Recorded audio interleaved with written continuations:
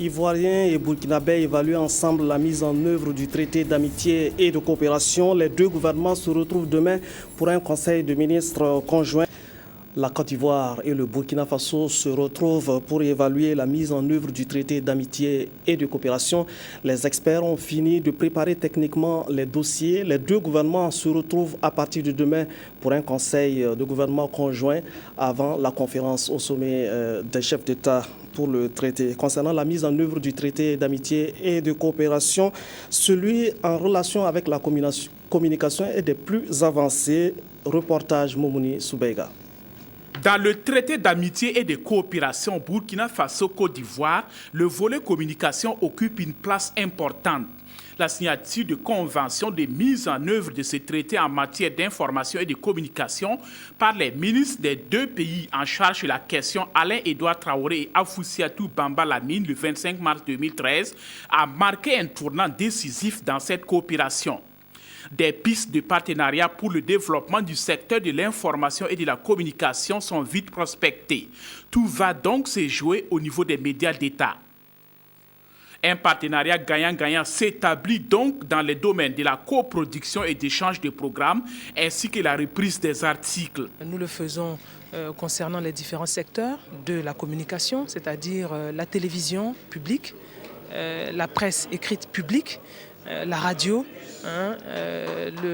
l'information du gouvernement en général, et évidemment nous le traduisons aussi par une imprégnation de nos deux cultures. Il faut aller vite et de manière très concrète parce qu'au niveau politique, je pense que les plus hautes autorités des deux pays ont déjà donné le ton et attendent maintenant à voir les populations, les citoyens, les services publics à l'œuvre pour donner corps véritablement à cette volonté politique. Dans cette perspective, des conventions supplémentaires entre la radiodiffusion télévision du Burkina RTB et la radiodiffusion ivoirienne RTI d'une part et les éditions Sidoya et Fraternité Matin d'autre part seront par la suite signées par les directeurs généraux de ces institutions.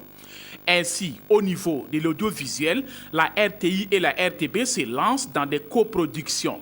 À Gawa, au Burkina, le 3 août 2013, les deux chaînes conviennent de la coproduction de la série télévisuelle Affaires publiques. À Abidjan, en Côte d'Ivoire, le 14 juin 2013, elle procède au lancement du tournage d'une deuxième série télévisuelle Charme et Chagrin, réalisée par Eugénie Ouattara de la Côte d'Ivoire.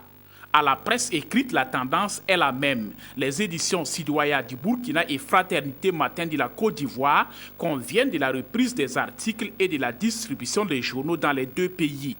Les deux agences, à savoir l'agence d'information du Burkina AIB et l'agence ivoirienne de presse AIPL, devront de leur côté échanger les informations. La coopération en matière d'information et de communication ne s'arrête pas là.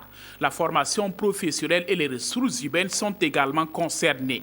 Les accords prévoient à ce niveau un échange de stagiaires et l'harmonisation des curricula dans les écoles de formation des professionnels de l'information et de la communication, à savoir l'ISTIC et l'ISTC.